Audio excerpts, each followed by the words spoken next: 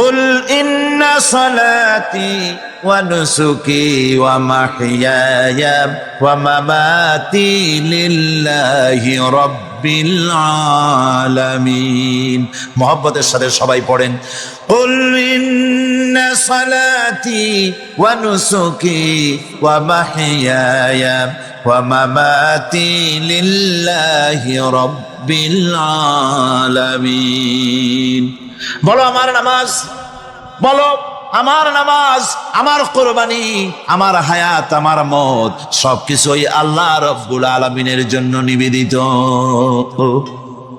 আমার বেঁচে থাকা, আমার মরে যাওয়া সব আল্লাহর জন্য।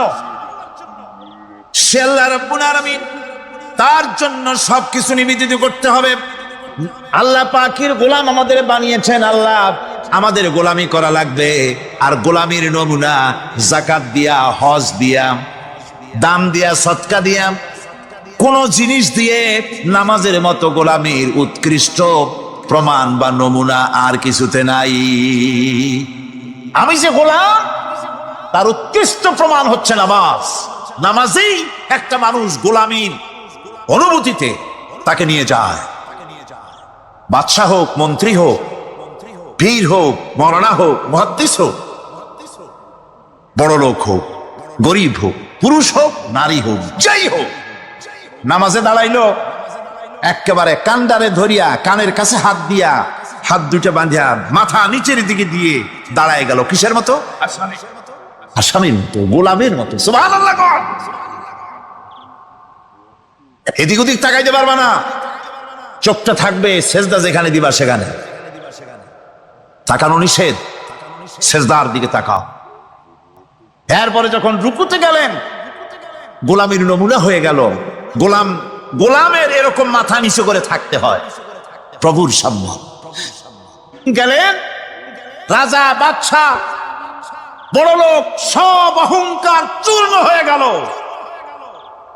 নাক আর কপাল দিয়া আমার মাবুদের দরবারে মাথাটা লাগাই দিলাম জমিনের উপরে। সুবহানাল্লাহ। আমি আমার ভাষায় বলি, আমি আমার ভাষায় কথাটা এভাবে বলি, এই জমিনটা যদি কাগজ হয় আর আমার নাকটার কপালটা যদি কলম হয়, তাহলে আমি যে গোলাম দৈনিক 5 বার আমার নাক আর কপাল দিয়া জমিন নামক কাগজের উপরে, দাস খতের উপরে দৈনিক 5 বার নাক আর কপাল দিয়া সই করে দেই, আল্লাহ আমি তোমার গোলাম, আর কারো গোলাম নই। আমি একমাত্র তোমার গোলাম। ঘুমের থেকে উঠে সেজদা দিয়ে বলি, দুপুরের সময় কাজ ফেলাইয়া আর একবার বলি, বিকেল আসার আগে আসরে আর একবার বলি, দিন যখন শেষ হয় আর একবার বলি, রাতে যখন শুতে যাই আর একবার সেজদা দিয়া ঘোষণা করি, মাবুদ আমি তোমার গোলাম। সুবহানাল্লাহ। নামাজ হচ্ছে ইসলামের গণ্ডির মধ্যে প্রবেশের প্রমাণ। কোরআনে কারীম বলছে, ফাইন তাবু ওয়া আকামুস সালাতা ওয়া আতাউজ যাকাতা ফাইখওয়ানুকুম ফিদ্দীন। সূরা তওবা এসেছে। তারা যদি তওবা করে আর নামাজ কায়েম করে, যাকাত যদি আদায় করে, তাহলে এখন তোমাদের সে দ্বীনি ভাই, এখন ভাই হয়ে গেল। একটু আগে ছিল কাফের, মুশরিক, এখন তোমার দ্বীনি ভাই। দ্বীনের গণ্ডির মধ্যে প্রবেশ করা, কলেমা পড়ার সাথে সাথেই নামাজ। নামাজ হচ্ছে দ্বীনের প্রধান গেট, দ্বীনের প্রধান তোরণ। দ্বীনের মধ্যে প্রবেশ করার জন্য এই গেট দিয়ে প্রবেশ করতে হবে। সুতরাং এই নামাজের এতই গুরুত্ব দেওয়া হয়েছে। ইসলাম যদি ক্ষমতায় আসে, আল্লাহ যেন এনে দেন, জোরে কোন আমিন। ইসলাম যদি ক্ষমতায় এসে যায়, রব্বুল আলামিন তাফসীরে মাহফিল, কোরআন সামনে নিয়ে আশা করে তোমার দরবারে দোয়া করি, এই বিশাল জনসমুদ্রের দোয়া কবুল করো মাবুদ গো, এই বাংলাদেশকে ইসলামের দেশ বানাইয়া দাও। দেশটা যদি ইসলামের হয়ে যায়, আইন যদি আল্লাহর হয়, শাসন যদি সৎ লোকেরা করে, রব্বুল আলামিন কোরআন শরীফে বলেন, তাহলে তারা 4টা কাজ করবে। আল্লাযীনা ইম মাক্কান্নাহুম ফিল আরদ أقاموا الصلاة وآتوا الزكاة وأمروا بالمعروف ونهوا عن المنكر মুমিনেরা ক্ষমতায় এসে প্রথম যে কাজটা করবে, প্রথমে ক্ষমতায় এসেই নামাজ বাধ্যতামূলক করবে। প্রথম কি? ওয়াজ নসিহতে অনুরোধ করা হবে না, বাবাজিরা আল্লাহর রাস্তায় নামাজটা পড়ে না। রেডিও এবং টেলিভিশনের মাধ্যমে রাষ্ট্রপ্রধান অর্ডার করে দিবেন, আজ থেকে বাংলাদেশের 12 কোটি তাওহীদি জনতা, নারী পুরুষ যারা আকেল বালিগ, সকলের জন্য নামাজ বাধ্যতামূলক, নামাজ পড়তেই হবে। এটা অর্ডার। বেলা যখন 1টা বেজে যাবে, বেলা যখন 1টা বাজবে, সমস্ত মসজিদে আজান শুরু হয়ে যাবে। আজানের সাথে সাথে অফিস, আদালত, কল কারখানা, ক্ষেত খামার, শিক্ষাঙ্গন সব ডেডলক হয়ে যাবে। আধা ঘন্টার জন্য বন্ধ হয়ে যাবে। যারা মুসলমান অফিসে, কলেজে, ইউনিভার্সিটিতে, সর্বত্র তারা নামাজের জন্য প্রস্তুতি নেবেন। আধা ঘন্টার ভিতরে নামাজ আর খানা সেরে আবার কলেজ চলবে, বিশ্ববিদ্যালয় চলবে, কল চলবে, কারখানা চলবে, ক্যান্টনমেন্ট চলবে, সেক্রেটারিয়েট চলবে, সব আপন গতিতে চলতে থাকবে। আল্লাহর রহমত, বরকত আকাশ থেকে নাজিল হয়ে যাবে। আর এই অর্ডার যে দেওয়া হবে, নামাজ পড়বেন, নামাজ পড়বেন সেখানে। থানায় যখন আজান হবে, থানায় আজান হয়ে গেছে, থানার স্টাফ, পুলিশ যারা আছে জামাতে খাড়া হয়ে যাবে, ইমামতি করবেন ওসি সাহেব। এসপির অফিসে এসপি সাহেব ইমামতি করবেন, ডিসি সাহেব তার অফিসে ইমামতি করবেন, মন্ত্রী সেক্রেটারিয়েট ইমামতি করবেন, প্রেসিডেন্ট বঙ্গভবনে ইমামতি করবেন, বিশ্ববিদ্যালয়ের ভাইস চ্যান্সেলরের ইমামতিতে সে জায়গার মুসলমান ছাত্র ছাত্রী, শিক্ষক শিক্ষয়িত্রী এক জামাতে নামাজ আদায় করবে। এই যদি হয় চিত্র দেশের, অপরাধ থাকবে। থানায় ওসি সাহেব নিজেই যদি জামাতের ইমামতি করেন, এইভাবে নামাজ আদায় করেন পুলিশদের নিয়ে জামাতে, ঘুষ আর খাবে তারা? এসপি সাহেবের অফিসে, ডিসি সাহেবের অফিসে মন্ত্রীরা যদি ভাবে নামাজ কায়েম করে, তাহলে কি অন্যায় অপরাধ কিছু থাকবে সমাজে? থাকবে না। সুতরাং নামাজ বাধ্যতামূলক করে দেওয়া হবে। নামাজ বাধ্যতামূলক, সকলকে নামাজ পড়তে হবে। নামাজ হচ্ছে অপকর্মের প্রতিবন্ধক। নামাজ পড়লে অন্যায় কাজ থেকে বাঁচার পর, অন্যায় থেকে বাঁচাই কিসে? নামাজ। আল্লাহ রাব্বুল আলামিন বলেন, উতলু মা উহিয়া ইলাইকা মিনাল কিতাবি ওয়া আকিমিস সালাম ইন্নাস সালাতা তানহা আনিল ফাহশাই ওয়াল মুনকার। হে নবী, এই কিতাব তেলাওয়াত করো যা তোমার প্রতি অবতীর্ণ করা হয়েছে, এই কিতাব তেলাওয়াত করো আর নামাজকে প্রতিষ্ঠা করো। নিঃসন্দেহে নামাজ মানুষকে পাপাচার থেকে বাঁচায়া দেয়। অশ্লীলতা, পাপাচার থেকে মানুষকে বাঁচায় কে? জোরে চিল্লা এখন কে? নামাজ। এই নামাজ মানুষকে অন্যায় কাজ থেকে বাঁচায় দেয়। নামাজ যে মানুষকে অন্যায় কাজ থেকে বাঁচায়, কেমনে বাঁচায়? আমরা যে নামাজ পড়ি, এই নামাজে তো আমাদেরকে অন্যায় কাজ থেকে বাঁচাইতে পারে না। নামাজি বহুত মানুষ আছে অন্যায় করে, করে কিনা? কন না, করে না? করে। নামাজি অথচ অন্যায় করে। আর আল্লাহ বলছেন নামাজিকে, নামাজ তাকে অশ্লীলতা থেকে ফিরায়। তাহলে কথা কাটটা ঠিক? আল্লাহটা জোরে বলেন, কাটটা ঠিক? অবশ্যই আমার আল্লাহর কথা হক। আমি ভুল করতেছি, আমি যেন কোথাও ভুল করতেছি, সামথিং ইজ রং, কোথাও যেন আমরা ভুল করে বসতেছি, সেই ভুলটা কি আমরা আবিষ্কার করতে চেষ্টা করবো ইনশাআল্লাহ। প্রথম যে কথাটা সেটা হচ্ছে এই যে আমরা যা নামাজে পড়ি আমরা তা বুঝি না। কথা ঠিক কিনা? আমি যদি এখন প্রশ্ন করি সামি আল্লাহু লিমান হামিদা অর্থ কি, কন? ফার্স্ট ডিভিশনে কয়েকটা লেটার নিয়ে ফেল করবেন, এরকম লোক আছেন না নাই? সুবহান রাব্বিয়াল আলা অর্থ কি জানি না। সুবহান রাব্বিয়াল আযীমের অর্থ কি জানি না। দোয়ায় কুনুত অর্থ কি জানি না। তাশাহুদ অর্থ কি জানি না। সূরা ফাতিহার অর্থ কি জানি না। এমন কি উযুর মধ্যে কয়টা ফরজ তাও অনেকের জানা নাই। কথা কি বেশি বললাম না ঠিক বলছি? একজনে জিজ্ঞেস করলো, মিয়া উজুতে কয় ফরজ? হুজুর কি মনে করেন যে বুঝি জানি না? এটা তো সাধারণ ব্যাপার, বলেন না কয় ফরজ? উজুতে তো 17 ফরজ। কি কি? হাত ধোয়া, পাও ধোয়া, মুখ ধোয়া, নাক ধোয়া, চোখ ধোয়া, জিহ্বা ধোয়া, মাথা ধোয়া। বলতে বলতে গুনে দেখা গেল প্রায় 19টার মতো বলছে। বলা হলো, মিয়া বললেন আপনি উজুতে ফরজ 17টা, কইলেন আপনি 19টা। কয় হুজুর জানি, আরো বলি না আপনাদের ভয়তে।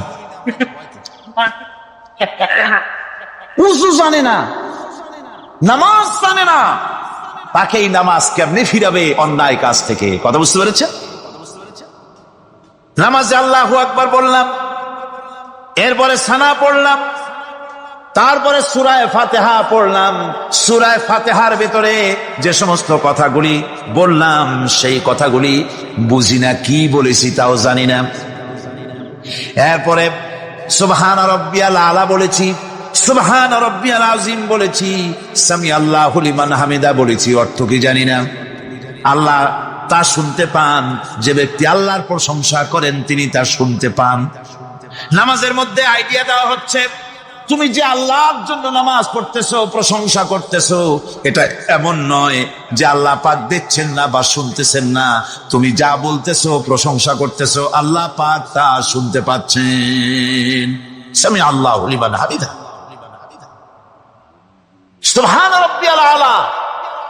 আমি মহান সর্বশ্রেষ্ঠ আল্লাহ রাব্বুল আলামিনের পবিত্রতা ঘোষণা করছি, আমি তার প্রশংসা করছি। সূরা ফাতিহার কি আমরা বলি আপনারা ব্যাখ্যা দেখে বুঝে নিয়েন, সেগুলি আমি এখানে বলে বাকি কথা সব শেষ করতে পারবো না। নামাজে কি পড়েন সেটা যদি জানতেন, অবশ্যই আল্লাহ রাব্বুল আলামিনের কথা কার্যকরী হয়ে যেত। ইন্নাস সালাতা তানহা আনিল ফাহশাই ওয়াল মুনকার। নামাজ মানুষকে পাপের কাজ, অশ্লীলতা থেকে ফিরাতে পারে। আল্লাহ ইন্না বসায়ছেন, নিশ্চয়ই, বেশক, অবশ্যই নামাজ পাপ থেকে ফিরাবে। কিন্তু কেমনে ফিরাবে নামাজ তো বুঝি না, নামাজ তো বুঝি না। খালি সেজদা দেয় জনমের মতো, আর সেজদা কি? নামাজে যদি দেখে ইমাম দেরি করতেছে, আত্মাহিয়াত পড়তে দেরি হয়ে যাচ্ছে, পিছন থেকে সিগন্যাল মারে, ঠিক কিনা? বেয়াদব, বেয়াদব। তোমার নামাজ, তোমার আত্মাহিত আগে শেষ হয়েছে, তাতে কি হয়েছে? চুপ করে বসে থাকো। ইমামকে কাশি দিয়া সতর্ক করার অধিকার তোমার নাই। যদি ইমামকে সতর্ক করার জন্য কাশি দিয়ে থাকো, তোমার নামাজ ফাসেদ হয়ে যাবে। এটা ফাজলামি করার জায়গা না, এটা নামাজ। এর নাম কি? ধীরে সুস্থে নামাজ পড়তে হবে। অনেকে মসজিদটারে মনে করে জেলখানা, ঢুকতে যত দেরি, বেরোতে পারলে যেন বাসে যান ছটফট করে। সিনেমার মধ্যে গিয়ে ঘন্টার পর ঘন্টা বসে থাকে, খারাপ লাগে না? মসজিদে কেরাত যদি একটু লম্বা পড়ে, পিছনে বসে খালি কি যে করে, মনে মনে বলতে থাকে যে ইমাম এমন কাঁচা ছাড়া ছাড়ি না। আর গান যখন শোনে, শুনতেই থাকে, কত মজা, ঘুম আসে না। নাউযুবিল্লাহ। সুতরাং নামাজে কি পড়েন সেটা আপনাকে বুঝতে হবে। সঠিকভাবে নামাজ পড়ার পরও যদি কোনো মানুষের সঠিকভাবে, ভালো করে শোনেন, সঠিকভাবে নামাজ পড়ার পরেও যদি কোনো মানুষ পাপের থেকে না ফেরে, তাহলে বুঝতে হবে একথা, পানি আর সাবান দিয়া কাপড় ধুলে কাপড়ের ময়লা যাবে, কিন্তু পানি আর সাবান দিয়া কয়লা জনমের মতো ধুইলেও কয়লার ময়লা যাবে না। কথা বুঝে আসছে? এর থেকে আর উত্তম দৃষ্টান্ত আমার কাছে নাই। নামাজ পড়ার পরেও যদি চরিত্র ভালো না হয়, বুঝতে হবে নামাজ হচ্ছে না, কাঙ্ক্ষিত মানের নামাজ আদায় হচ্ছে না। আল্লাহর নবী বলেছেন, যার নামাজ পাপ কাজ হতে ফিরাতে পারলো না, তার নামাজ নামাজি নয়। আবার শুনুন, রাসূল বলছেন, যার নামাজ তাকে পাপের কাছ থেকে ফিরাতে পারলো না, তার নামাজ নামাজ নয়। নামাজ যদি প্রতিষ্ঠিত থাকতো সমাজে, বেনামাজি মানুষ যদি এসে মঞ্চে দাঁড়ায়া যতই বলতো আমি ক্ষমতায় গেলে এই করব সেই করব, নামাজ প্রতিষ্ঠিত থাকলে পরে বেনামাজিরে কেউ ভোট দিত না। নামাজ যদি প্রতিষ্ঠিত থাকতো, তাহলে অফিসের অফিসার তো দূরের কথা, বেনামাজি অফিসের ঝাড়ুদারের চাকরিও তার কিসমতে যুক্ত না যদি নামাজ প্রতিষ্ঠিত থাকত। এর নাম হলো নামাজ কায়েম হওয়া। নামাজ কায়েম থাকলে এই অবস্থার সৃষ্টি হতো। এই জন্য আল্লাহ পাক বলেছেন নামাজকে কায়েম করতে হবে। নামাজ হবে সব ভালো কাজের মানদণ্ড। সমস্ত ভালো কাজের মানদণ্ড কি? নামাজ। নামাজ আমাদেরকে বড় রকমের শিক্ষা দেয়। কি শিক্ষা দেয়?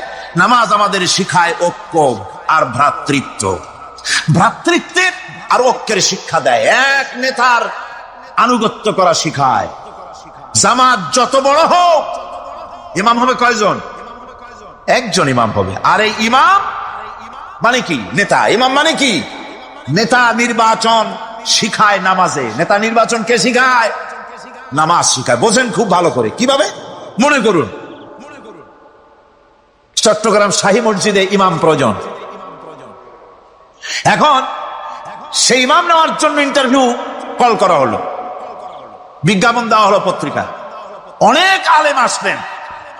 ইন্টারভিউ বোর্ডে যারা বসলেন তারা ইন্টারভিউটা কিভাবে নেবেন? যার মাথার চুল লম্বা বেশি তার ইমামতি দেওয়া হবে।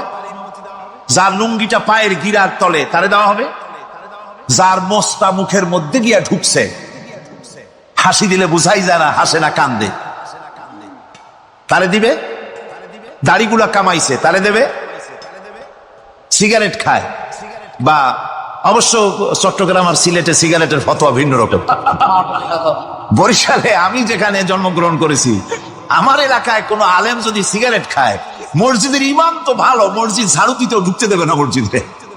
এটা এই এলাকার এক রকমের কায়দা। আমি এটার ব্যাপারে কথা নাইবে বললাম। তো আপনারা খুঁজে দেখবেন সে সিনেমা দেখে নাকি, মিথ্যা কথা বলে নাকি, বউ পর্দায় থাকে নাকি। এগুলি মাইক্রোস্কোপ যন্ত্র দিয়ে ইমামের মাথা থেকে পা পর্যন্ত দেখবেন কিনা কন? আচ্ছা এবার কন তো দেখি, এই ইমাম সাহেব ইমামতি করবে কতজন লোকের? 500, 1000। শাহী মসজিদে ধরেন 5000 লোক হইল। 5000 লোক, 5000 লোকের ইমাম নির্বাচনের সময় পা থেকে শুরু করে মাথা পর্যন্ত দেখেন, এমনকি বউ পর্যন্ত। বৌমনি আনিয়ে দেখেন না, পর্দায় থাকে কিনা এইটা আপনারা দেখেন, ঠিক কিনা? এ খবরটা নেন। 5000 লোকের একটা ইমাম বানাতে গিয়ে মাইক্রোস্কোপ যন্ত্র দিয়ে দেখেন মোষ কেমন, দাড়ি কেমন, চুল কেমন, পাও কেমন, হাত কেমন, হাতে নখ লম্বা কিনা, দাঁতে ছাতা কিনা, বউ পর্দায় থাকে কিনা, মিথ্যা কথা কয় কিনা, এত দেখেন। আর যখন নির্বাচন আসে তখন 2.5 থেকে 3 লক্ষ মানুষের জন্য একজন এমপি নির্বাচিত হয়। সেই ইমামকে বাছাই করার জন্য নামাজ পড়ে কিনা, জিনাকার কিনা, মদখোর কিনা, সুদখোর কিনা, ঘুষখোর কিনা, বদমাশ কিনা বাছাই করা হয় না।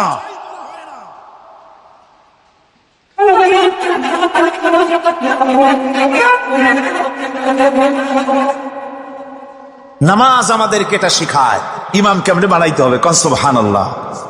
নামাজ ঐক্য শিখায়, নামাজ ভ্রাতৃত্ব শিখায়, নামাজ পারস্পরিক মহব্বত শিখায়, নামাজ নেতা কেমন হওয়া উচিত, নেতা নির্বাচন শিখায়। আবার নেতা ভুল করলে তার ভুল বলা যাবে না, এরকম হতে পারবে না। নামাজের ভিতরে ইমাম যদি ভুল করলেন, আপনি লোকমা দিবেন, সুবহানাল্লাহ, আল্লাহু আকবার বলবেন। যদি তিনি সংশোধন না হলেন আবার দেন, তাতেও সংশোধন হলো না আবার দেন। 3 বার লোকমা দেওয়ার পর যদি ভুল সংশোধন না করে নামাজ ছেড়ে দেন, ইমামকে বের করে দেন, নতুন ইমাম নিয়োগ করেন। যারা ক্ষমতায় যাবে, আপনি রাষ্ট্রের ইমাম যারে বানাবেন, সেই রাষ্ট্রীয় ইমাম যদি জনগণের ইচ্ছার বিরুদ্ধে যদি চলে, 1 বার লোকমান দেন, 2 বার লোকমান দেন, 3 বার দেন, তারপরেও যদি না নামে, ঘর ধরে নামেন। নামাজ আপনাকে নেতা নির্বাচন, নেতাকে প্রতিষ্ঠিত রাখা, নেতার আনুগত্য আপনাকে শিখায়। নামাজ লাইন সোজা করে দাঁড়াতে হবে। লাইন যদি বাঁকা করেন, আপনার কলজেটা ওরকম বাঁকা হয়ে যাবে। কোন নাউযুবিল্লাহ। নামাজের কাতারে যার কারণে নামাজের কাতার বাঁকা হবে, পুরা কাতারের জন্য আল্লাহর কাছে ওই লোকটা দায়ী হয়ে যাবে। নামাজ শৃঙ্খলা শিখায়। সুবহানাল্লাহ কইতে ইচ্ছা করে না? নামাজ শৃঙ্খলা শিখায়, শৃঙ্খলা বোধ শিখায়, সোজা হয়ে দাঁড়ায়। তারপরে ঐক্য এবং মহব্বত শিখায়। নামাজের ভিতরে যখন দাঁড়ায় গেলেন, আমির দাঁড়ালো, ফকির দাঁড়ালো, মন্ত্রী দাঁড়ালো, তার ড্রাইভারও দাঁড়ায় গেল, একই কাতারে দাঁড়ায় গেছে। নামাজ পড়তে গিয়ে ড্রাইভারের পাও গিয়ে লেগেছে মন্ত্রীর গায়ে। নামাজ শেষ হওয়ার পর মন্ত্রীর বাবার ক্ষমতা নাই এ কথা বলার যে বেটা ড্রাইভার সলিমদ্দি, তোর পাও লেগেছে আমার পায়ে, তোর চাকরি সুদ্ধা দোজকে পাঠায় দেব। পারবে বলতে? পারবে না। মিয়া মন্ত্রী সাহেব, এটা তোমার সেক্রেটারিয়েট না, এটা আল্লাহর ঘর। এটা কার ঘর? এক হি সব মে খড়ে হো গে মাহমুদ ও আয়াজ, এক হি সব মে খড়ে হো গে महमूद अयाज, न कोई बंदा रहा न कोई बंदा नवाज। একই কাতারে দাঁড়িয়ে গেছে সম্রাট মাহমুদ আর চাকর আয়াজ। এখন সম্রাট মাহমুদও নাই, চাকর আয়াজও নাই, সম্রাট আর চাকর দুজনই আল্লাহ পাকের গোলাম হয়ে গিয়েছে। তুমি মসজিদে এসেছো, তুমি আল্লাহর গোলাম। কার গোলাম? আল্লাহ পাকের গোলাম। এই জিনিস শিখায় নামাজ। নামাজ শিখায় মানুষকে পাঞ্চুয়ালিটি, নিয়মানুবর্তিতা, সময়ের জ্ঞান শিখায় নামাজ। নামাজ মানুষকে কি শিখায়? আল্লাহ রাব্বুল আলামিন বলছেন, ইন্নাস সালাতা কানাত আলাল মুমিনিনা কিতাবাম মাওকুতা।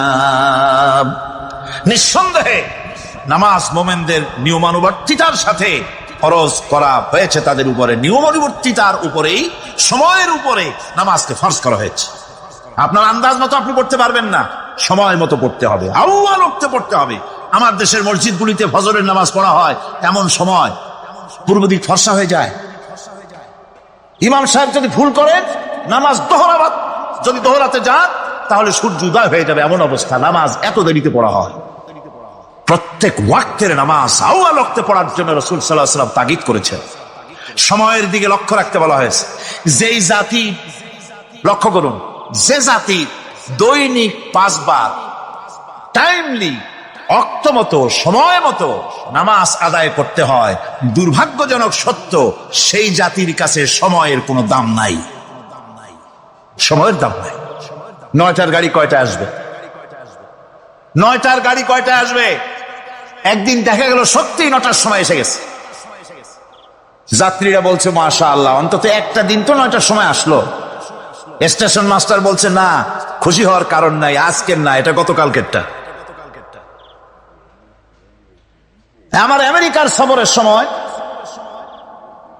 যে বাড়িতে আমি আমেরিকায় থাকি, কুইন্স এলাকায়, নিউ ইয়র্ক সিটিতে, সে বাড়িওয়ালা চাকরি করে। সে আমাকে বলল 10টি বছর আমি একটা ট্রেনে যাতায়াত করি। সে বলছে রাত 3:45 ট্রেনটা আসে, ওই ট্রেনে চড়ে সে তার কর্মস্থলে যায়।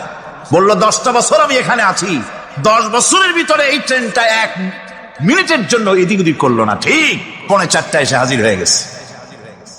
ঝড় হোক, বৃষ্টি হোক, স্নো পড়ুক, বরফ পড়ুক, টাইমলি চলতেছে। দুনিয়ায় ভিন্ন জাতিরা যে উন্নতি করে, তার পেছনে সময়ের জ্ঞান তাদের অনেক বেশি আমাদের থেকে। কথা ঠিক কিনা?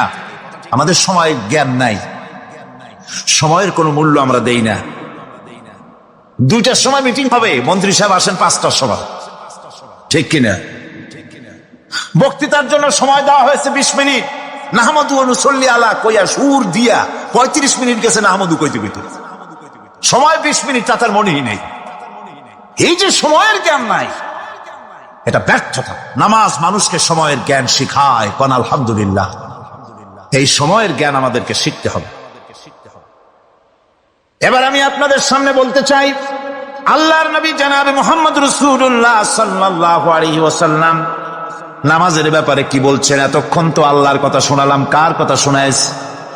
আমার আল্লাহর নবী বলেন, নবীকে প্রশ্ন করা হলো, ইয়া রাসূলুল্লাহ, আইয়ু শাইইন আহাব্বু ইনদাল্লাহি ফিল ইসলাম, ইসলামের মধ্যে আল্লাহর কাছে কোন জিনিসটা বেশি প্রিয়?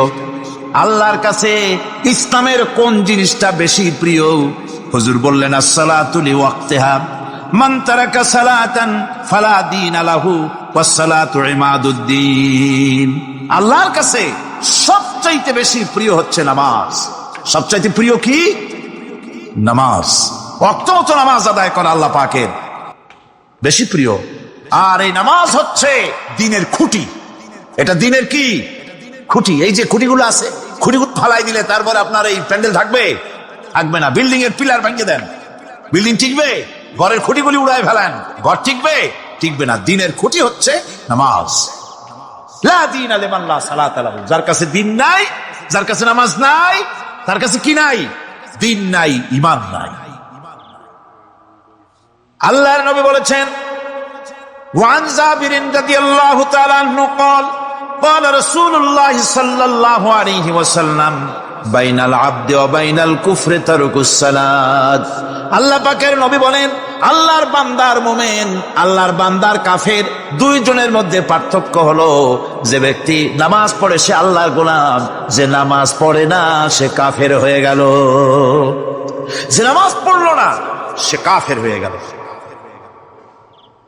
মান তারাকা সালাতান মুতাআম্মিদান ফাকাদ কাফারা। যে ব্যক্তি ইচ্ছে করে নামাজ ছেড়ে দিল সে কাফের হয়ে গেল। বলেন নাউযুবিল্লাহি মিন যালিক। এই জন্য নামাজ আদায় করা বাধ্যতামূলক প্রত্যেকটি মুসলমানের জন্য। রাসূল করিম সাল্লাল্লাহু আলাইহি ওয়াসাল্লাম একটা দৃষ্টান্ত দিয়েছেন। কারো বাড়ির সামনে যদি একটা নাহার থাকে, একটা পুকুর থাকে, একটা খাল থাকে প্রবাহিত, এতে যদি ওই বাড়িওয়ালা দৈনিক 5 বার গোসল করে তাহলে তার গায়ে কি কোনো ময়লা থাকে? হুজুর, সাহাবীরা বললেন না হুজুর, থাকে না। হুজুর বললেন এটাই হলো নামাজের দৃষ্টান্ত। 5 ওয়াক্ত নামাজ যে আদায় করবে সে গুনাহ থেকে আল্লাহ পাক তাকে পবিত্র করে দিবেন। সুবহানাল্লাহি বিহামদিহি। আমার ভাইরা, নামাজ পড়লে পরে এক জুমা থেকে আর এক জুমা পর্যন্ত মানুষ যে সমস্ত গুনাহ করে, কবিরা গুনাহগুলি বাদে, শিরক আর কবিরা গুনাহগুলি বাদে যত গুনাহ আছে তার কাফারা হয়ে যায়। নামাজ যে সঠিকভাবে আদায় করবে, এই নামাজটা একটা কঠিন কাজ। নামাজটা কি কাজ? কে বলতেছেন কথা? আল্লাহ পাক। ওয়া ইন্নাহা লাকাবীরাতুন ইল্লা আলাল খাশিঈন। নামাজ একটা ভারী জিনিস, একটা কঠিন জিনিস। কাদের জন্য কঠিন নয়? যারা নাকি আল্লাহ পাককে ভয় করে। আল্লাযীনা ইয়াযুন্নুনা আন্নাহুম মুলাকু রাব্বিহিম ওয়া আন্নাহুম ইলাইহি রাজিউন। যারা নাকি একথা মনের ভিতরে ধারণা করে যে আল্লাহ রাব্বুল আলামিন দরবারে আমার হাজির হওয়া লাগবে, মোলাকাত করা লাগবে, এই চিন্তা যারা করে তাদের জন্য নামাজ মোটেই কষ্টকর নয়, নামাজ মোটেই তাদের জন্য অসহনীয় নয়, বোঝা নয়, ভার নয়। তারা নামাজ আদায় ঠিকই করবে। এই জন্য বিবি, বাল বাচ্চা সকলকে নামাজের জন্য তাগিদ করতে হবে। যত ভাই এখানে এসেছেন নিজেরা পড়বেন, বিবি বাল বাচ্চাকে তাকিদ করবেন। আল্লাহ পাক বলছেন, ওয়ানজির আশীরাতাকাল আকরাবিন। তোমার নিকটবর্তী যারা আছে তাদেরকে তুমি আল্লাহর ভয় দেখাও। নামাজের জন্য তাদেরকে বলো আল্লাহর ভয় তাদের অন্তঃকরণের মধ্যে সৃষ্টি করে দাও। আর এই নামাজ পড়তে হবে জামাতের সাথে। নামাজ পড়তে হবে কিসের সাথে? জামাতের সাথে। রাসূল করিম সাল্লাল্লাহু আলাইহি ওয়াসাল্লাম বলছেন, হুজুরের কাছে, আল্লাহর নবীর কাছে হযরতে আবু হুরায়রা রাদিয়াল্লাহু তাআলা আনহু হাদিসটি বর্ণনা করেছেন। হুজুরের কাছে একজন অন্ধ লোক এলো। সেই অন্ধ লোক এসে বললেন, হুজুর আমি তো চোখে দেখি না, জামাতের যে গুরুত্বের কথা আপনি বললেন, আমাকে কি রুখসত দেওয়া যায় নাকি? আমি অনেক সময় সাথী সঙ্গী পাই না, আমাকে কি রুখসত দেওয়া যায় নাকি? হুজুর বললেন, হ্যাঁ তোমাকে রুখসত দেওয়া গেল। অন্ধ যখন হেঁটে যাচ্ছিলেন নবীজি তাকে আবার ডাকলেন, ডেকে জিজ্ঞেস করলেন, অন্ধ নামাজের মসজিদের আজান কি তোমার কানে যায়? বলে হ্যাঁ আমি আজান শুনি। হুজুর বললেন, আজানের জবাব দিবা, মসজিদে এসে জামাতে নামাজ পড়বা। একজন অন্ধকে রুখসত দেওয়া হয় নাই। মসজিদে আজান শোনার পর ঘরে বসে যদি নামাজ আদায় করেন নামাজের হক আদায় হবে না। হুজুর সাল্লাল্লাহু আলাইহি ওয়াসাল্লাম বলেছেন, মসজিদে আজান হওয়ার পর যে ব্যক্তি ঘরে বসে নামাজ পড়ে, আমার ইচ্ছা হয় ঘরটা আগুন দিয়ে জ্বালায় দেই। কে বলতেছেন? রাহমাতুল লিল আলামিন বলতেছেন। রাহমাতুল লিল আলামিন বলতেছেন, ঘরের মধ্যে যদি মেয়ে লোক আর বাচ্চারা যদি না থাকতো তাহলে আমার ইচ্ছা হয় আমি বলি আগুন দিয়ে ঘরটারে জ্বালায় দাও। এই ঘরের মহব্বতেই তো সে বাইর হয় না। নামাজের এত বড় গুরুত্ব দেওয়া হয়েছে। আমার বন্ধুগণ, এই নামাজের জামাতি আল্লাহর নবী জীবনের শেষ নামাজ জামাতে আদায় করেছেন, জীবনের শেষ নামাজটাও জামাতে আদায় করলেন। তখন তার এমন অবস্থা, এত অসুস্থ, দাঁড়াতে পারেন না, হাঁটতে পারেন না। দুইজন সাহাবীর কাঁধের উপরে ভর করে তারপরে বহু কষ্ট করে মসজিদে গিয়ে নামাজ আদায় করেছেন, খুতবা দিয়েছেন। বললেন, খুতবা দিতে গিয়ে বললেন, আজ থেকে মসজিদে নববীর চতুর্দিকের সকলের দরজা বন্ধ হয়ে যাবে, শুধু আবু বকরের দরজাটা খোলা থাকবে। আল্লাহর নবী বললেন, আল্লাহ রাব্বুল আলামিন এই পৃথিবীতে তার এক বান্দাকে জাগতিক সব সম্পদ দিতে চেয়েছিলেন, কিন্তু সে বান্দা সব জাগতিক সম্পদকে উপেক্ষা করে মাবুদের সঙ্গে দেখা করা বেশি জরুরি, বেশি পছন্দ মনে করেছেন। এতটুকুন কথা নবীজি বললেন, কেউ কিছু বুঝলো না। হযরতে আবু বকর রাদিয়াল্লাহু তাআলা আনহু হুজুরের এই কথা শুনে কাঁদতে কাঁদতে তিনি অস্থির হয়ে যাচ্ছেন। সাহাবীরা চিন্তা করলেন, হুজুর কান্না কার কথা বলেছেন, তাতে কান্নার কি আছে? বয়োবৃদ্ধ, জ্ঞান বৃদ্ধ হযরতে আবু বকর রাদিয়াল্লাহু তাআলা আনহু বুঝতে পেরেছেন এই পৃথিবীর সব সম্পদ তো আল্লাহ হুজুরকেই দিতে চেয়েছিলেন। তিনি সমস্ত সম্পদকে উপেক্ষা করে তার মাবুদের সঙ্গে দেখা করার জন্য প্রস্তুতি নিয়েছেন। তার মানে হলো আল্লাহ নবী বিদায় হয়ে যাবেন, আমরা নবী থেকে এতিম হয়ে যাব। নবীজি ঘরের মধ্যে প্রবেশ করলেন, প্রচন্ড জ্বর এলো। এই প্রচন্ড জ্বর নিয়ে তিনি শুয়ে আছেন, কখনো বেহুশ কখনো হুশ। এর মধ্যে সার আজান হয়ে গেল। সাহাবীরা বহুক্ষণ অপেক্ষা করে হযরত আবু বকরের ইমামতিতে নামাজ শুরু করলেন। হুজুরের হুশ এলো, প্রশ্ন করলেন, আয়েশা রে, এখন কোন সময়? হযরত আয়েশা বলেন, ইয়া রাসূলুল্লাহ, মসজিদে নববীতে নামাজ শুরু হয়ে গেছে। সাহাবীরা অনেকক্ষণ অপেক্ষা করে আমার বাবার ইমামতিতে নামাজ পড়তেছে সবাই, কিন্তু সাহাবীরা কেঁদে কেঁদে নামাজের মধ্যে কাঁদতে কাঁদতে অস্থির হয়ে যাচ্ছে। তাদের মনে ধারণা হয়েছে নবীজির পেছনে নামাজ পড়ার কিসমত থেকে তারা মাহরুম হয়ে গেল। নবীজি বলেন, আয়েশা দরজা খুলে দাও আর আমার মাথাটা একটু উঁচু করে ধরো, আমি একটু নামাজের দৃশ্যটা দেখি। দরজা খুলে দেওয়া হলো, নবীজির মাথা উঁচু করে ধরা হলো। নামাজের জামাতের দৃশ্য দেখে নবীজি আবার শুয়ে পড়লেন। হযরত আয়েশা লক্ষ্য করে দেখেন নবীজির দুই চোখের কোনা দিয়া পানি পড়তেছে। মা আয়েশা জিজ্ঞেস করেন, ইয়া রাসূলুল্লাহ, নামাজের দৃশ্য দেখে চোখে কেন পানি এলো? হুজুর বলেন, আয়েশা রে, এটা কোনো দুঃখের পানি নয়, এটা তৃপ্তির পানি। এই যে জামাত নামাজ পড়তেছে লোকেরা, এই জামাত কায়েমের জন্য তায়েফের ময়দানে অনেক রক্ত আমার ঝরেছে। উহুদের ময়দানে দান্দার মোবারক শহীদ হয়েছে, সাহাবায়ে কেরাম জীবন দিয়েছে। এই যে জামাত আমি দেখতে পেলাম, ভবিষ্যতের একটা ছবি যেন চোখে ধরা পড়লো। আমার মনে হলো কিয়ামত পর্যন্ত এই পৃথিবীতে আমার যত উম্মত আসবে তারা এইভাবে করে জামাতে নামাজ আদায় করবে।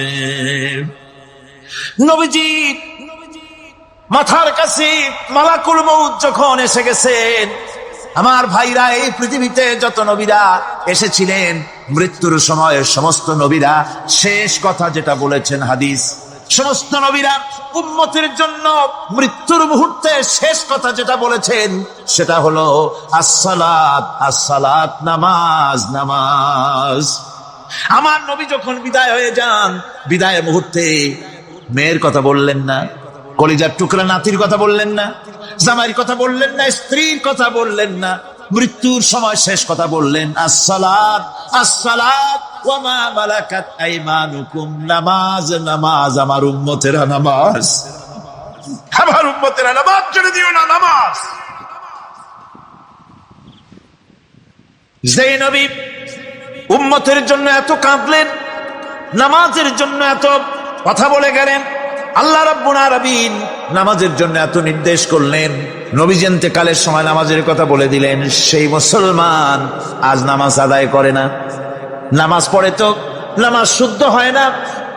হযরতে হুযায়ফা রাদিয়াল্লাহু তাআলা আনহু তিনি একবার ইয়েমেন সফর করেছিলেন, এক মসজিদে নামাজ পড়লেন। একজনকে তিনি নামাজ পড়তে দেখলেন, নামাজ পড়তে দেখে তিনি অপেক্ষা করলেন। লোকটার নামাজ হয়ে যাওয়ার পর তিনি প্রশ্ন করলেন, আল্লাহর বান্দা, তুমি কতদিন এরকমের নামাজ পড়তেছ? তিনি বললেন, প্রায় 40 বছর তো হবে আমি এরকম নামাজ পড়তেছি। হযরতে হুযায়ফা বলেন, তুমি কি আমারে চেনো? কয়, না চিনি না। হযরত হুযায়ফা বললেন, আল্লাহর বান্দা শোনো, আমি হচ্ছি আল্লাহর নবী মুহাম্মদুর রাসূলুল্লাহ সাল্লাল্লাহু আলাইহি সাল্লামের সাহাবী হুযায়ফা। ও আল্লাহর বান্দা, তুমি যেভাবে নামাজ পড়েছো এইরকম যদি 40 বছর নামাজ পড়ে থাকো, আল্লাহর কসম করে বলি, নবীজি যে নামাজ শিখাইছেন তোমার সে নামাজ হয় নাই। রাসূলুল্লাহ নামাজ হয় নাই, নামাজ পড়লেই হবে না। রাসূলুল্লাহ বলেছেন, সাল্লু কামা রাআইতুমুনি উসাল্লি, নামাজ পড়ো সেইভাবে যেভাবে আমারে পড়তে দেখো। বিশ্বাস করুন ভাইরা, নামাজ যদি না হয়, হরতাল করিয়া, মিছিল করিয়া, বিক্ষোভ করিয়া, যে কোনো আন্দোলন করে ইসলামকে বিজয়ী করা যাবে না যতক্ষণ পর্যন্ত নামাজ সহি না হবে। নামাজ হচ্ছে ফাউন্ডেশন, নামাজ নাই কিচ্ছু নাই। ঠুকঠাক করে দুইটা সেজদা দিয়ে উঠে যাবেন, আপনার ইসলামী আন্দোলনের 4 পয়সার দাম নাই। এই যুগের এক বাদশা, তার অভ্যাস ছিল কবিতা শোনা, নতুন নতুন কবিতা শুনে পুলকিত হতেন। এখন নতুন কবিতার কত শোনানো যায়, এখন কবিতা আর মানুষ নতুন করে আর বানাচ্ছে না। ফলে রাজা তার মন্ত্রীদেরকে ডেকে বলল যে বাজারের শোহরাত করে দাও, যে ব্যক্তি নতুন কবিতা রাজাকে শোনাতে পারবে তাকে 10 সহস্র মুদ্রা পুরস্কার দেওয়া হবে। মন্ত্রীরা বলল, এটা তো সর্বনাশ হবে, এই নতুন কবিতা লোকেরা বানায় আনবে আর আপনি 10 সহস্র করে মুদ্রা দিয়ে দিয়ে রাজভান্ডার তো শেষ হয়ে যাবে। রাজা বলল, না, আমার বুদ্ধি আমার কাছে, তোমরা শুধু এইভাবে ঘোষণাটা দিয়ে দাও, আর 3টা লোক দাও আমাকে, একবার শুনলে মুখস্থ হয় এরকম একজন দাও, 2বার শুনলে মুখস্থ এরকম আরেকজন দাও, 3বার শুনলে মুখস্থ এরকম আরেকজন দাও। স্মৃতিশক্তি সম্পন্ন এরকম 3 জন লোক পাওয়া মোটেই কষ্ট হলো না। বাজারে শোহরাত করে দেওয়া হলো। নতুন নতুন নতুন নতুন কবিতা তৈরি করে কবিরা আসতে লাগলো, দিচ্ছে। আপনারা থামেন না, আমি তো বলে দিয়েছি, ফ্যান সরাই দেন পিছনের দিকে, পিছনে লাগাই দেন আমার পেছনে। এখন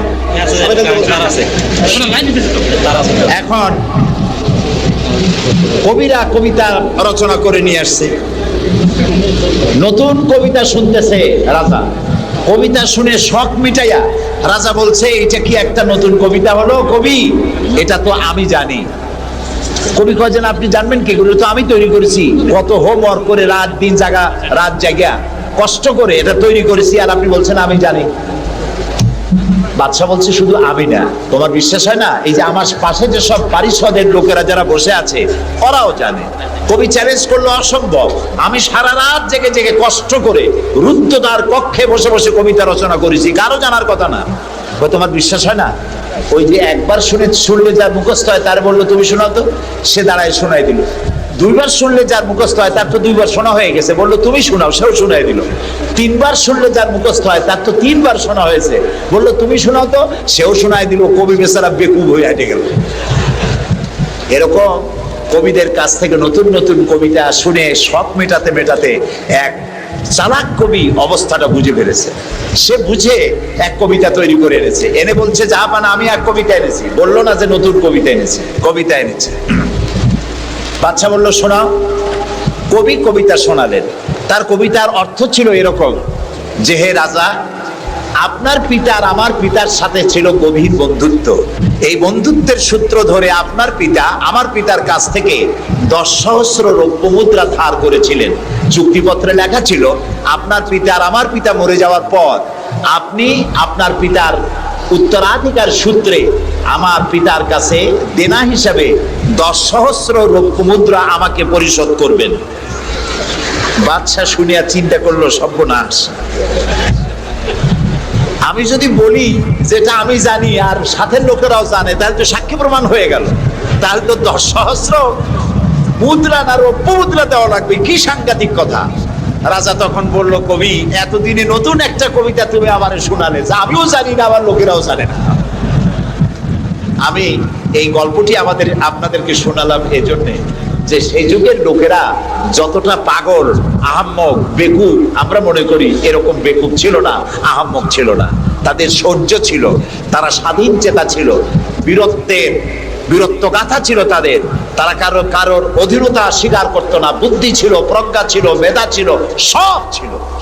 শুধু একটি জিনিসের অভাবে তারা চুরি করত, ডাকাতি করত, জেনা করত, ব্যভিচার করত, হত্যা করত, এগুলিকে কোনো অপরাধ মনে করত না। সেই জিনিসটির নাম ছিল ওহীর জ্ঞান।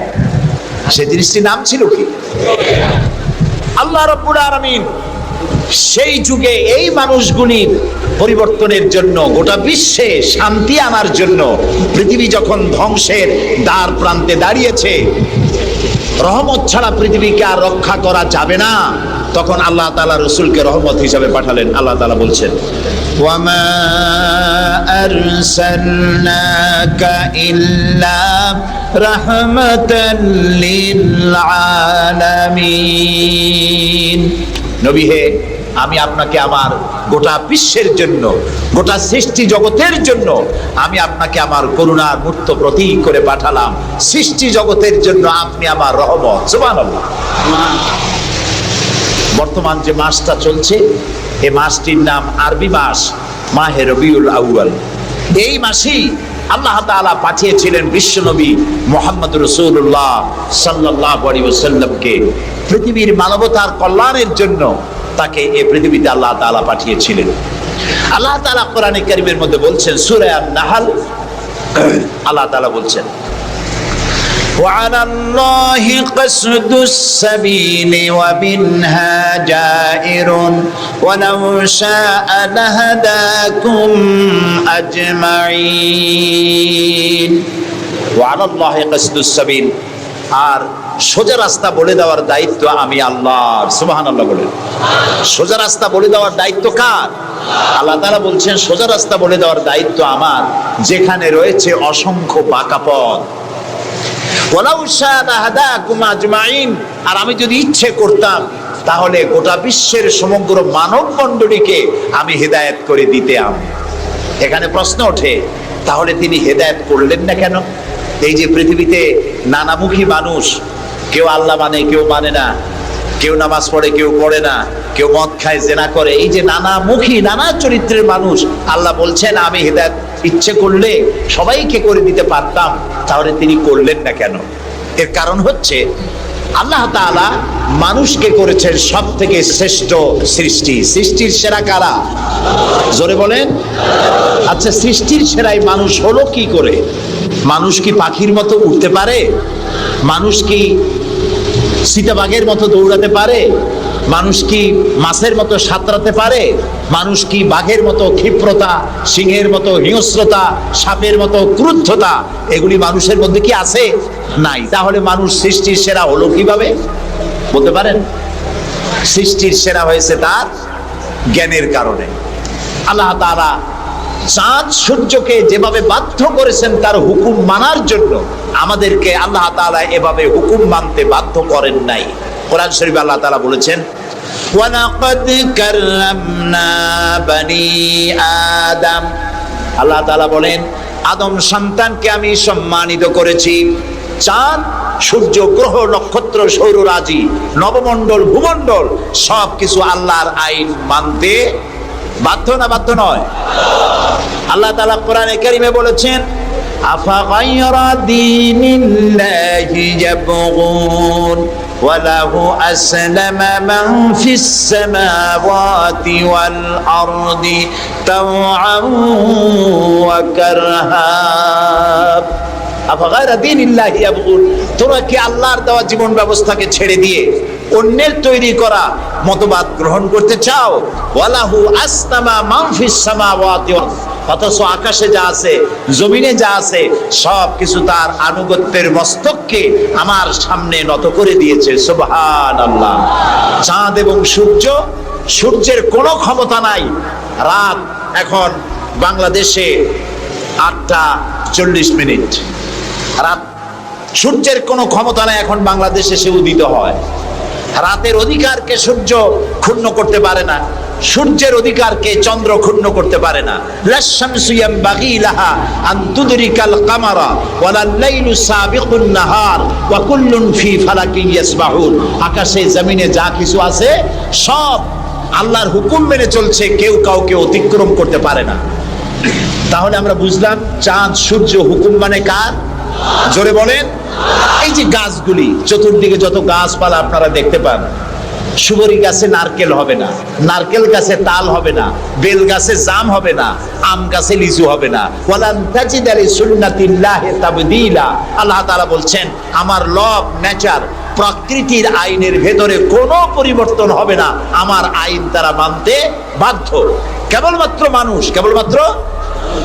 মানুষ আমি তোমাদেরকে সম্মানিত করেছি, সেই জন্য আমি তোমাকে আইন মানতে বাধ্য করি নাই।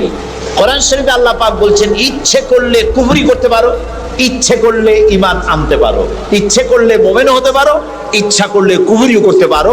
এটা তোমার ইচ্ছার উপরে ছেড়ে দিয়েছে। কারণ কাত্তাবাইয়ানার রুশদু মিনাল গাই, হক আর বাতিল দুইটাকে আমি আলাদা করে দেখিয়ে দিয়েছি।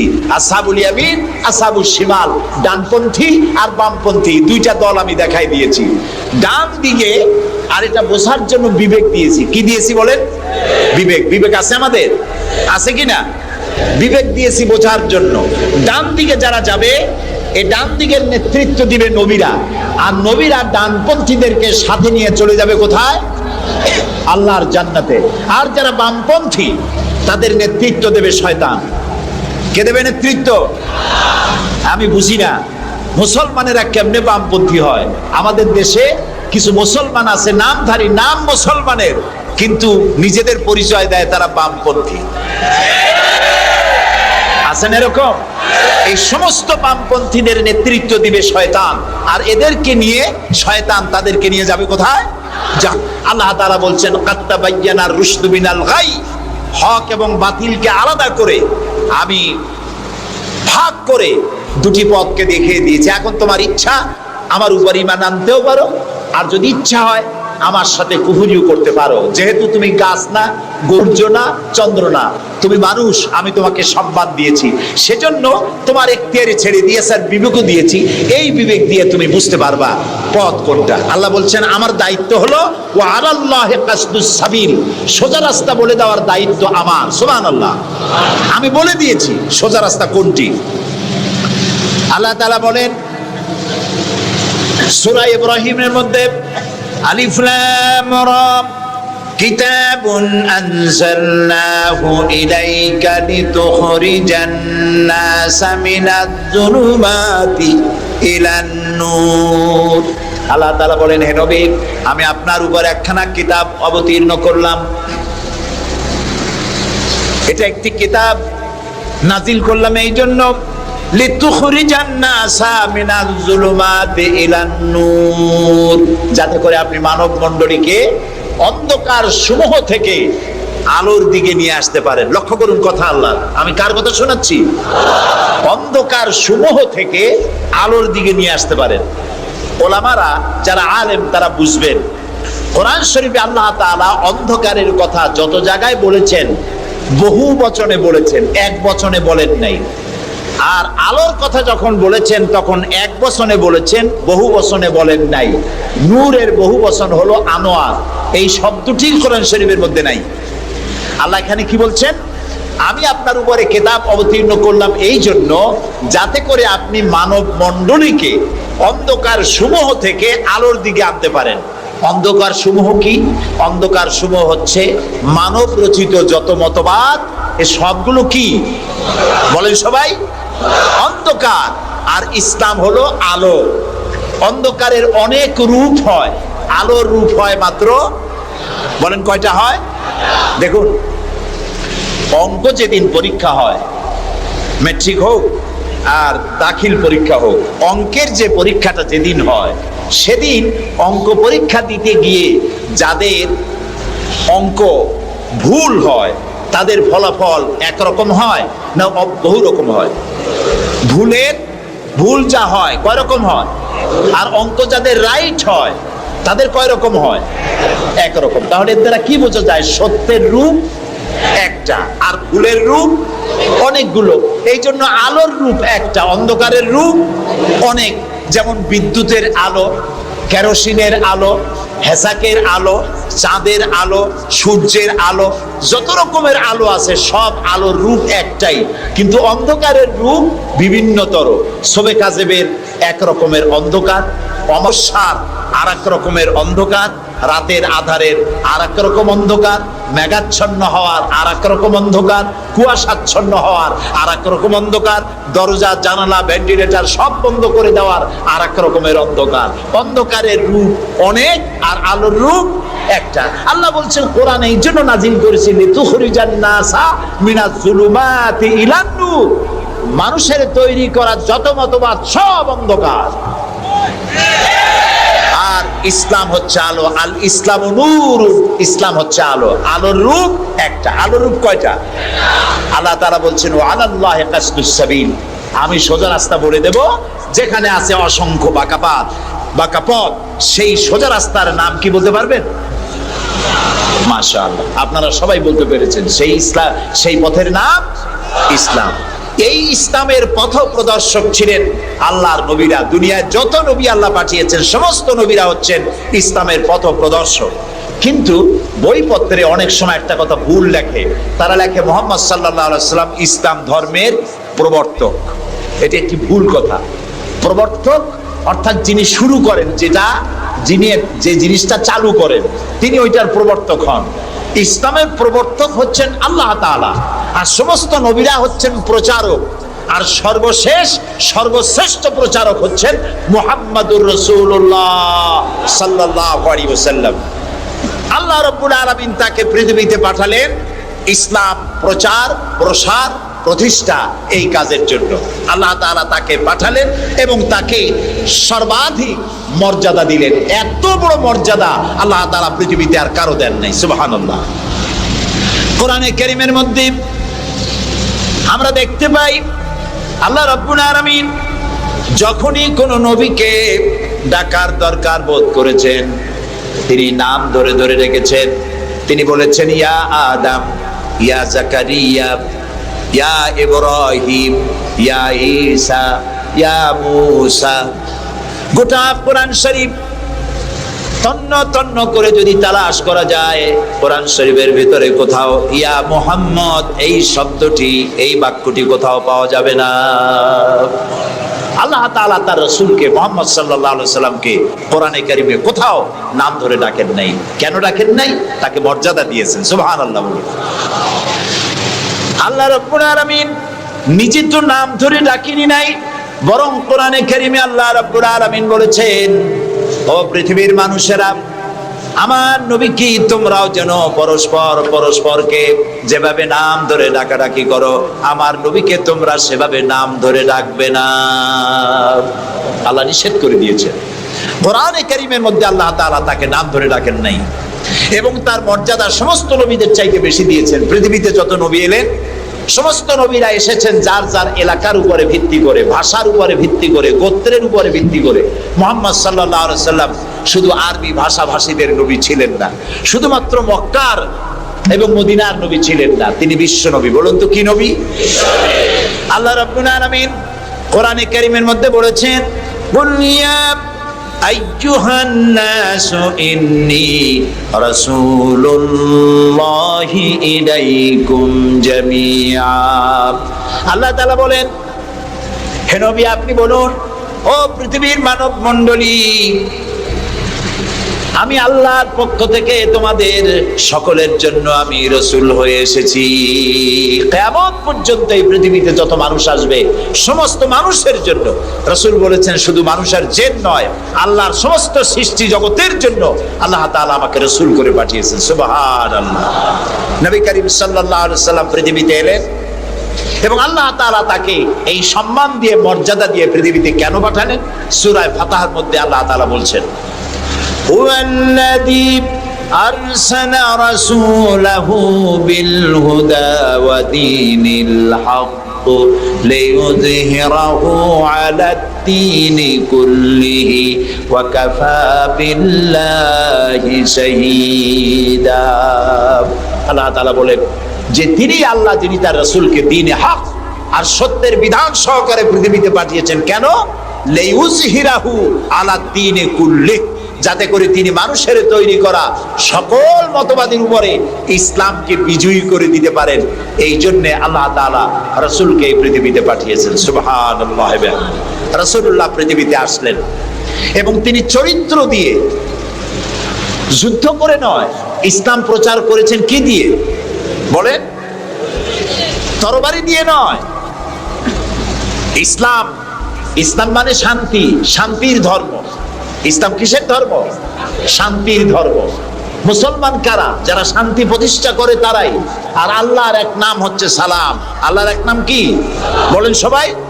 সালাম। আল্লাহর নাম শান্তি, ইসলাম শান্তি, মুসলমানেরা চায় শান্তি। সেই শান্তি প্রতিষ্ঠার জন্য মুহাম্মদ সাল্লাল্লাহু আলাইহি ওয়াসাল্লাম তরবারি দিয়ে ইসলাম আনেন নাই, তিনি ইসলাম এনেছেন তার অনুপম চরিত্র মাধুর্য দিয়ে, ব্যবহার দিয়ে, দিন প্রচার করে তার মাধ্যমে জনগণকে ইসলামের মধ্যে এনেছেন। কথা উঠতে পারে তাহলে যুদ্ধগুলো হলো কেন? বদর, ওহদ, হুনাইন, তাবুক, এগুলো ইয়ারমুক, কেন এই যুদ্ধগুলো হলো? এসব যুদ্ধ ছিল ডিফেন্সিভ। পৃথিবীর কোন ঐতিহাসিক কোন ব্যক্তি বলতে পারবে না যে মুহাম্মদ সাল্লাল্লাহু আলাইহি সাল্লাম সর্বপ্রথম আক্রমণকারী হয়েছেন কোন যুদ্ধে। বলতে পারবে কেউ? বলতে পারবে? তিনি তা করেননি। যখন আক্রান্ত হয়েছেন তখন তিনি প্রতিরক্ষামূলক যুদ্ধ করেছেন। আক্রমণাত্মক যুদ্ধ রাসূলুল্লাহ তার জীবনেও করেননি। সুবহানাল্লাহ। চরিত্র দিয়ে তিনি দুনিয়াকে বিজয় করেছেন। পৃথিবীতে যত নেতা আছে সমস্ত নেতাদের চরিত্র তো দুই রকম হয়। নেতাদের চরিত্র কয় রকম হয়? দুই রকম। একটা হয় পার্সোনাল ক্যারেক্টার, আর একটা হয় পাবলিক ক্যারেক্টার। একটা হয় জনগণকে দেখানোর, আর একটা হয় ব্যক্তিগত। রাসূলুল্লাহর চরিত্র এরকম দুই রকম ছিল না। একটু মাথা খাটায় চিন্তা করেন, পৃথিবীতে কোন নেতা আছেন যিনি জনগণের সামনে দাঁড়িয়ে বলতে পারবেন আমি ছাত্র জীবনে যা করেছি, যৌবনে যা করেছি, রাজনৈতিক নেতা হিসাবে গোপনে গোপনে যা করি, এসব কথাগুলি মানুষের কাছে, আমার দলের কাছে, দেশবাসীর কাছে খুলে বলে দাও, এরকম বলতে পারবে কেউ? একজনও পারবে না। যদি বলে তাহলে সব সর্বনাশ। এই পৃথিবীতে একমাত্র নেতা জনাবে মুহাম্মদুর রাসূলুল্লাহ সাল্লাল্লাহু আলাইহি ওয়াসাল্লাম।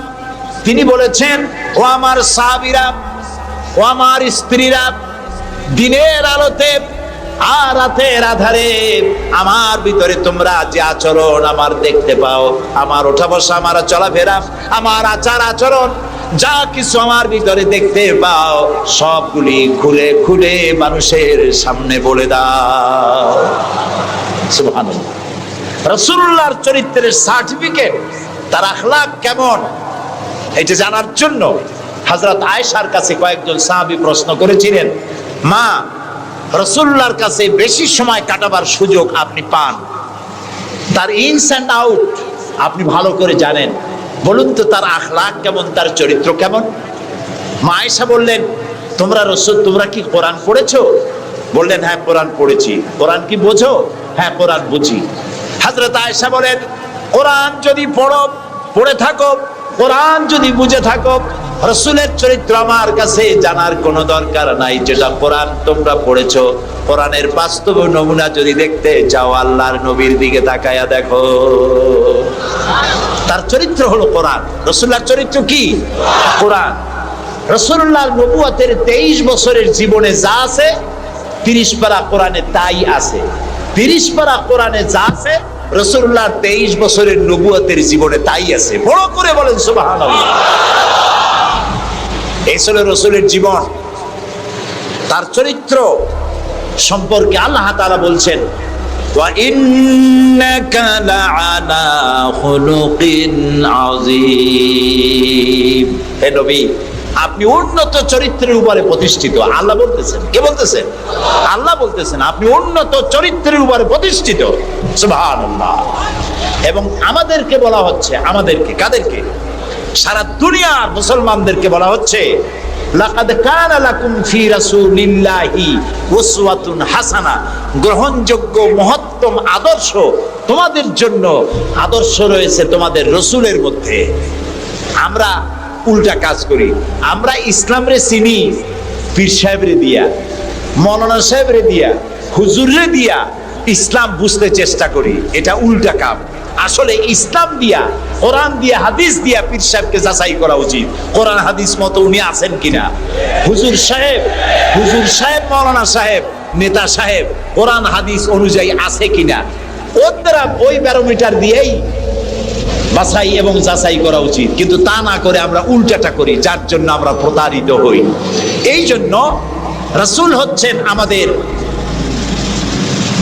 নেতা হিসাবে শ্রেষ্ঠ নেতা। তার থেকে বড় নেতা আকাশের নিচে জমিনের উপরে কেউ নাই, তাকেই গ্রহণ করতে হবে। দেখুন, চরিত্রের উন্নত সার্টিফিকেট দিতে পারে একজন পুরুষের জন্য কে দিতে পারে? তার স্ত্রী। সব থেকে কে পারে? স্ত্রী বলতে পারে এই পুরুষটি কেমন। আর একজন স্ত্রী তার স্বামীর জন্য সব করতে পারে, জীবনটাও বিলাই দিতে পারে, কিন্তু সহজে স্বামীর বিশ্বাস যেটা সেটার উপরে ঈমান আনা এটি সহজ কথা নয়। যত পীর সাহেবরা আছেন বাইরে মুরিদ বানাতে আসেন, জিজ্ঞেস করা উচিত, হুজুর আপনার বউ আপনার কাছে মুরিদ হয়েছে কিনা?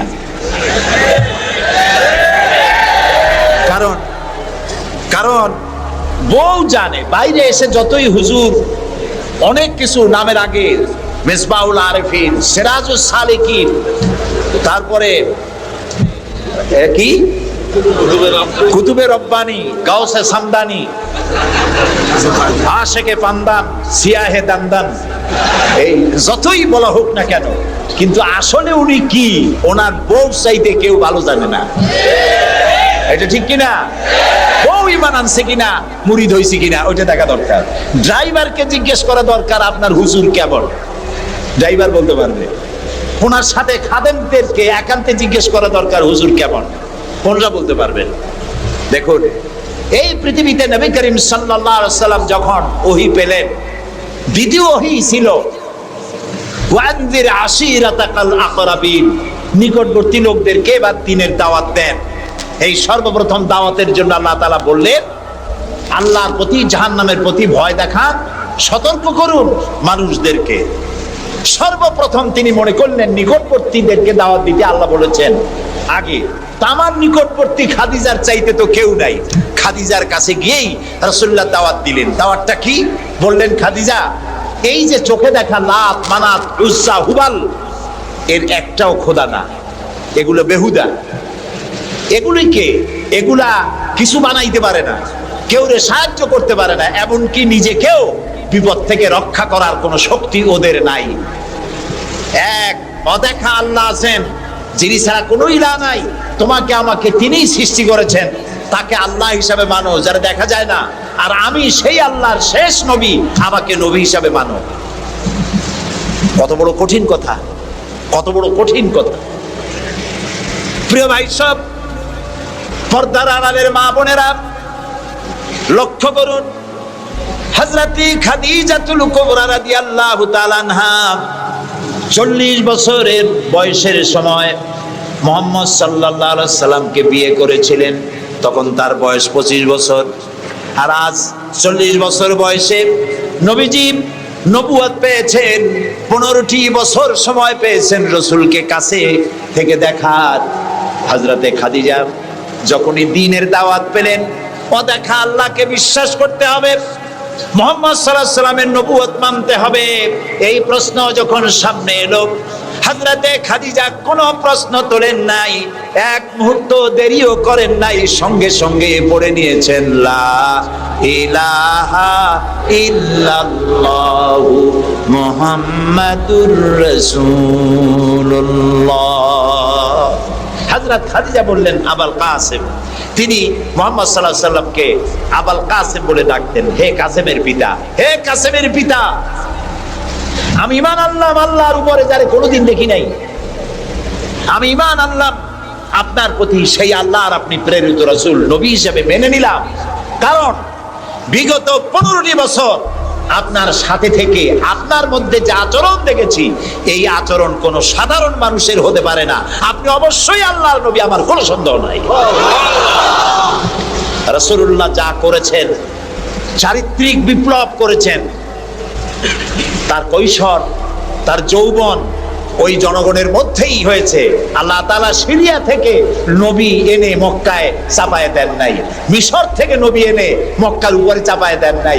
ওই সমাজেই তিল তিল করে তিনি বড় হয়েছেন মানুষের মাঝে। আর মানুষেরা এক পর্যায়ে মুহাম্মদ এই নামটা ভুলিয়ে গেল, তাকে ডাকা শুরু করলো আল আমিন বলে। সুবহানাল্লাহ, এটা নবুয়ত পাওয়ার অনেক আগে তাকে ডাকতো আল আমিন। বিপদে পড়লে বলতো চলো আল আমিনের কাছে যাই, ঝগড়া হলে বলতো চলো আল আমিনের কাছে যাই, আমানত রাখতে হবে চলো আল আমিনের কাছে যাই। তার নামই লোকেরা ভুলে গেল, এক পর্যায়ে নাম প্রচারিত হলো আল আমিন, মানে কি? বিশ্বাসী। তিনি নিজেকে তিল তিল করে গড়েছেন, আল্লাহ তাআলা গড়ে তুলেছেন তাকে। হযরতে খাদিজা তার প্রতি ঈমান আনলেন, রাসূলুল্লাহ দাওয়াত দিলেন তার বন্ধু, যার সাথে তার বন্ধুত্ব ছিল 20 বছরের, হযরতে সাইয়েদুনা আবু বকর রাদিয়াল্লাহু তাআলা আনহু, 20 বছরের বন্ধু।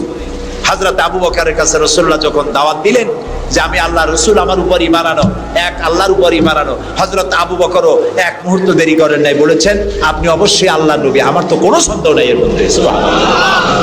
রাসূল পাক সাল্লাল্লাহু আলাইহি সাল্লাম এই মক্কি জিন্দেগিতে মানুষদেরকে তৈরি করলেন আল্লাহর ইচ্ছা মাফিক।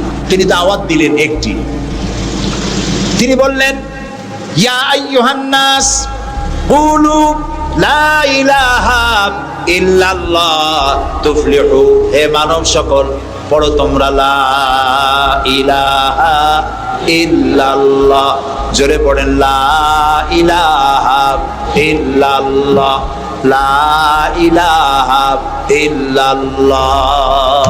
একথা ঘোষণা করে দাও, কোন ইলাহ নাই, কোন আইনদাতা নাই, বিধানদাতা নাই, শাসনকর্তা নাই, কেউ নাই ইল্লাল্লাহ, আল্লাহ ছাড়া। এই দাওয়াত যখন তিনি দিলেন, যেই সমাজের লোকেরা তাকে আলামিন বলতো, সেই লোকেরা ফুলের মালা নিয়ে দৌড়ে আসতো নাকি? তারা পাথর নিয়ে ছুটে এলো, কারণ তারা বুঝতো লা ইলাহা ইল্লাল্লাহর মানে কি। লা ইলাহা ইল্লাল্লাহর মানে শুধু কোন ইলাহ নাই আল্লাহ ছাড়া, মুহাম্মদ সাল্লাল্লাহু আলাইহি ওয়াসাল্লাম আল্লাহর প্রেরিত রাসূল, এই কথাটুকু যদি শুধু হইতো তাহলে মার খাওয়া লাগতো না। রাসূলুল্লাহ মার খান নাই, মুসা আলাইহিস সালাম মার খান নাই, ইব্রাহিম আলাইহিস সালাম খান নাই, এমন কোন নবী নাই। 3 জন নবী ছাড়া, কয়জন নবী ছাড়া? 3 জন নবী ছাড়া মার খান নাই, দেশান্তরিত হন নাই, গালিগালাজ শোনেন নাই, ঠাট্টা বিদ্রুপ শোনেন নাই, এমন কোন নবী নাই। কয়জন নবী বাদে? 3 জন। একজন কে? আদম আলাইহিস সালাম। সে সময় কোনো মানুষই নাই, কাজেই তারে বিরক্ত করবে কে?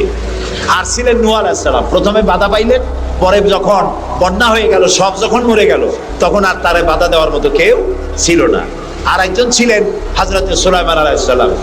হযরত সুলাইমানকে আল্লাহ সারা পৃথিবীর রাজত্ব তার হাতের মুঠায় দিয়ে দিয়েছিলেন, সেই জন্য তার বিরোধিতাকারী কেউ ছিল না। এই 3 জন বাদে ইয়া হাসরাতান আলাল ইবাদ, বান্দার উপর আফসোস, এমন একজন নবী রাসূল পাঠাই নাই যার সাথে সমকালীন যুগের লোকেরা ঠাট্টা করে নাই, বিদ্রুপ করে নাই, মারধর করে নাই, সবাই করেছে। কারণটা কি? কারণ কি? কারণ হলো লা ইলাহা ইল্লাল্লাহর মতো বিপ্লবাত্মক রিভলিউশন সৃষ্টিকারী কথা আকাশের নিচে জমিনের উপরে আর নাই। মানে কি? মানে হচ্ছে লা ইলাহা, কোন ইলাহা নাই, কোন আইনদাতা নাই, কোন বিধানদাতা নাই, কোন শাসনকর্তা নাই, কোন হায়াত আর মওতের মালিক কেউ নাই ইল্লাল্লাহ, আল্লাহ ছাড়া। এটি বিপ্লব সৃষ্টিকারী কথা। এই কথা যখন হযরত মুসা আলাইহিস সালাম বলেছিলেন ফেরাউনের সামনে, ফেরাউন তখন বলল মা আলিমতু লাকুম মিন ইলাহিন গায়রি, আমি তো জানি না যে আমি ছাড়া আরো কোন ইলাহ আছে, তুমি এক নতুন দাওয়াত নিয়ে আসছো। আনা রাব্বুকুমুল আলা, আমি তো বড় খোদা, আমি তো বড় ইলাহ। আমি এই গত 6 তারিখে মিশর সফর করেছিলাম, আমার জীবনের প্রথম এই মিশর সফর। উদ্দেশ্য ছিল মুসা আলাইহিস সালামের দেশ দেখা, ফেরাউনের দেশ দেখা। সেখানে ফেরাউনকেও অবশেষে দেখে এলাম।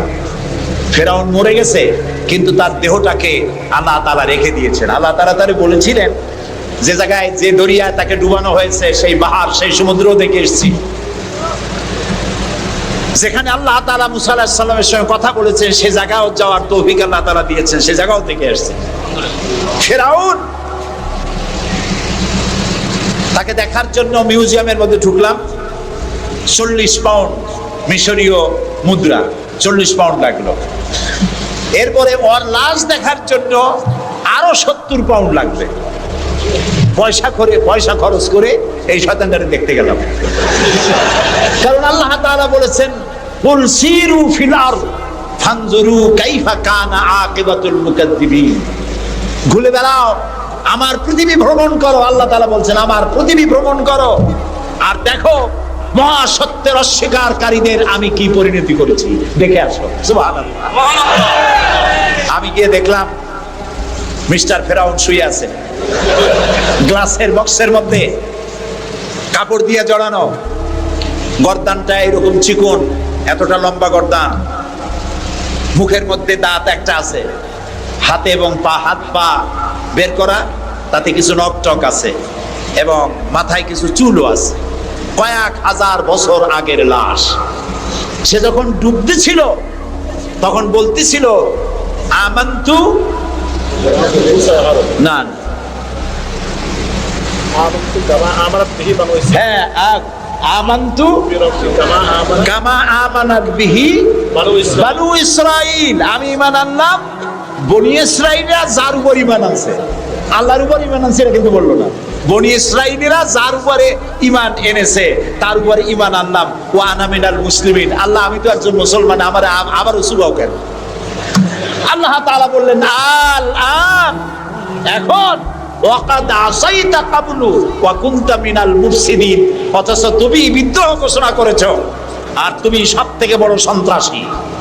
ও বলছে আনা মিনাল মুসলিমিন, ও বলছে আনা মিনাল মুসলিমিন, আমি তো মুসলমানদের একজন। আল্লাহ কয় ওয়া কুনতা মিনাল মুফসিদিন, তুই তো সন্ত্রাসী, বিপর্যয় সৃষ্টিকারী। আমি তোরে আর শুধু মারবই না, কে বলতেছেন? আমি তোরে শুধু মারবই না, আলিয়াউমা নুনাজ্জিকা বিবাদানিক, আমি তোর দেহটাকে রক্ষা করব। পানিতে তুই পচবি না, মাটিতে পচবি না, পোকায় মাকড়ে তোরে খাবে না, আমি তোরে শুটকি বানায় রাখবো কিয়ামত পর্যন্ত।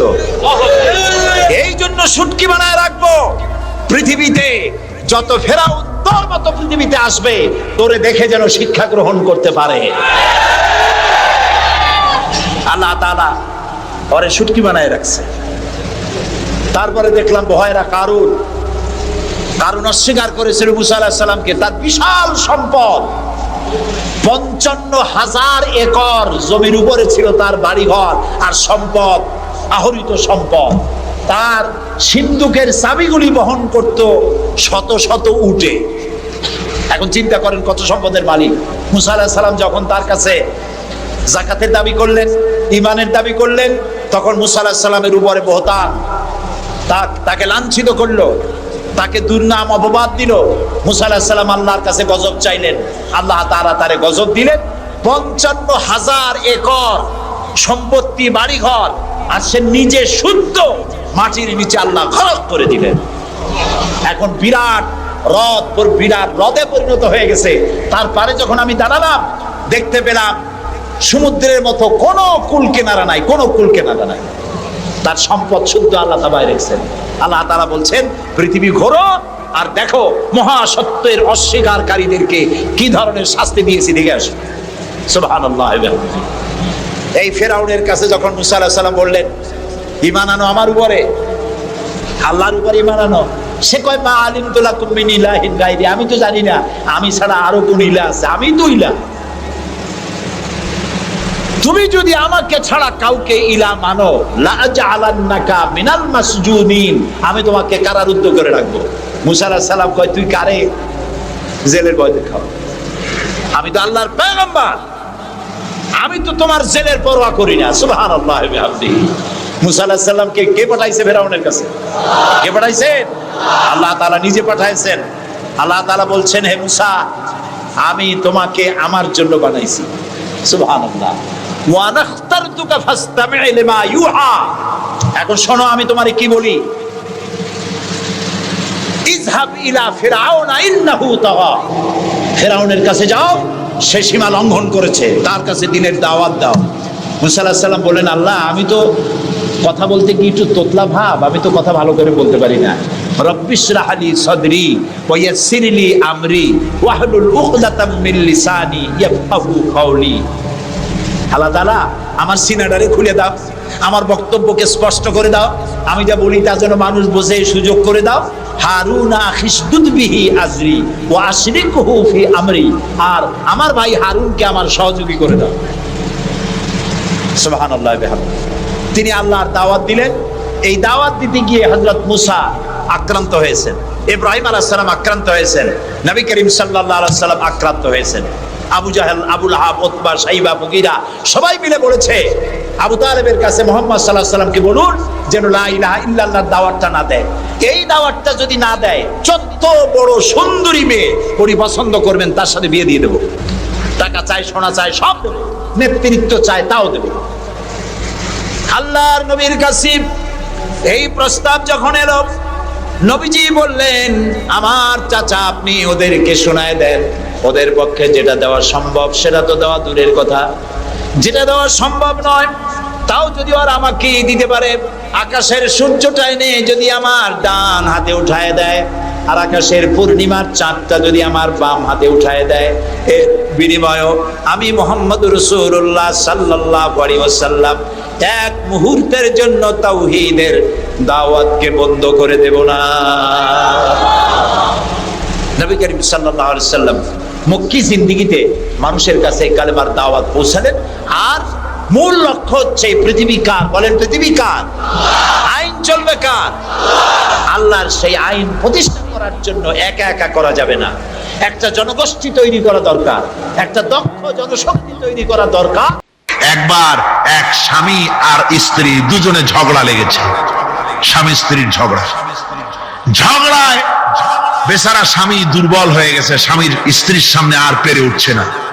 না পারিয়া শেষ পর্যন্ত বলল ঠিক আছে, তোমার মতো দাজ্জাল মার্কা বউর সাথে আমি আর থাকবো না, আমি চললাম, আমি এবার বিদেশেই চলে যাব, দেশেই থাকবো না। স্ত্রী কিছু বলতেছে না। স্বামী দেখে যে সন্ধ্যা পর্যন্ত স্ত্রী তাকে সাধেও না।